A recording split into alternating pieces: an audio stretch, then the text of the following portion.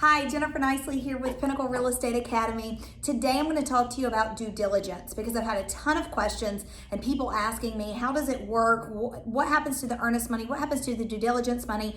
And so I'm going to take this moment to do the video to let you know the difference between due diligence and earnest money and why do we only just have one date and what does that mean?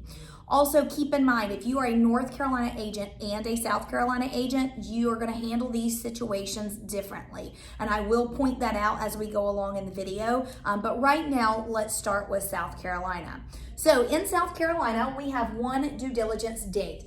Hypothetically, I've put on here March 15th of 2020. Now, in South Carolina, everything has to be done by this date, meaning all of your inspections, if you're getting quotes and you're basing your repair request on your quotes, all of that needs to be done. The buyer needs to sign the repair request. You need to negotiate out with the seller for the repair request. Keep in mind, you might want to put expiration dates on that for the counters of the repair request back and forth. Everything has to be done by that date except repairs itself. Now, here's the difference between North Carolina and South Carolina. In South Carolina, if the buyer decides to terminate per due diligence, then they would have to terminate by this date in order to not be in breach of contract. Now, in North Carolina, the due diligence money is put up front at the time of the offer and the seller goes ahead and deposits it into their account. But in South Carolina, we do it a little bit different. So we don't actually pay the fee. The buyer doesn't pay that fee until they want to terminate. So the way you can think of it is a get out fee. So they pay it when they get out. And in a perfect world, they'd want to pay it before this date. Okay? So let's throw a couple of dollars up here. Let's say we're putting in $300 as due diligence and $700 as earnest money. Now, earnest money still functions as earnest money always did. You breach the contract, you lose the earnest money. You go through with the contract, you possibly get the earnest money back. Now, side note, don't ever tell someone, oh, you'll get the earnest money back if blank. Because here's the thing, it still takes two people to sign a release of earnest money. So if you've got a stickler seller who will not sign to release the earnest money to the buyer, then you may have to file an interpleader. Okay, so keep that in mind. But we're gonna go with the basic, you breach the contract, you lose your earnest money, you go through with the contract, you get your earnest money back, okay? Now, I'm also not saying that you need to give 300 due diligence and 700 earnest money. This is just a hypothetical example to give you round numbers. It is also debunking the misconception that it's gonna cost your buyer more money. Well, if your buyer's putting down $1,000 in earnest money on a regular repair procedure, why not just split it up and you're not playing with any more money than you would have on the earnest money. So that's kind of why I went with 300 and 700. But again, this is up to you and your clients of how much they want to negotiate. So let's say you've had all of your inspections and it is March 10th. Now our deadline's March 15th, but it is March 10th. And your buyer says, you know what, there's something about the house, I just don't like it. It's not sitting well with me. It doesn't matter what the seller's willing to repair, replace, I want out, I'm not comfortable about it.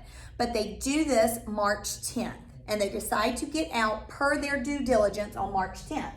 Because it was prior to this date and they got out per their due diligence, they're going to give the due diligence fee. Remember, that is a get out fee, okay? But because they did it prior to this date, they would get their earnest money back. Okay? Now, scenario number 2. I have the same 300 due diligence and 700 in earnest money. We have all of our inspections done. We have our quotes done. We're negotiating back and forth. And let's say the seller did agree to repair certain items for the buyer, and the buyer agreed to it. But come March 20th, the buyer's not sleeping well at night. There's something about the house that's not sitting well, and they're not sure that they want to continue with the purchase. But they don't have any other reason out other than, let's say, due diligence. So they decide on March 20th that they want to get out of the contract. They're going to pay their due diligence fee, that is their get out fee, but because they breached this date, they would technically lose their money. Again, two people have to sign off, so keep that in mind. All right. Scenario number 3. We have all of our inspections completed. We've negotiated everything out, the repair request, everyone's agreed to everything. We go through with closing. At closing, buyer gets a credit back for their $700 in earnest money like they always did, and nothing happens to their due diligence money. The reason why is because the due diligence in South Carolina is a hypothetical should you decide to terminate. And because they did not decide to terminate, nothing happened to that money. It was just a hypothetical on the addendum section, okay? So nothing happens there and they get their $700 back. Now, keep in mind when you're looking at these $2 that the due diligence money has nothing to do with this time frame, okay? If you get out per due diligence, you pay a due diligence fee, all right? The only thing that date pertains to is this right here.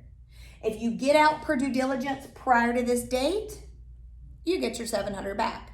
If you get out of the contract per your due diligence after this date, you technically would forfeit. Now again, I'm going to repeat, it takes 2 to sign off to release earnest money. So don't guarantee anybody that, but that's technically how it is in place to function and work.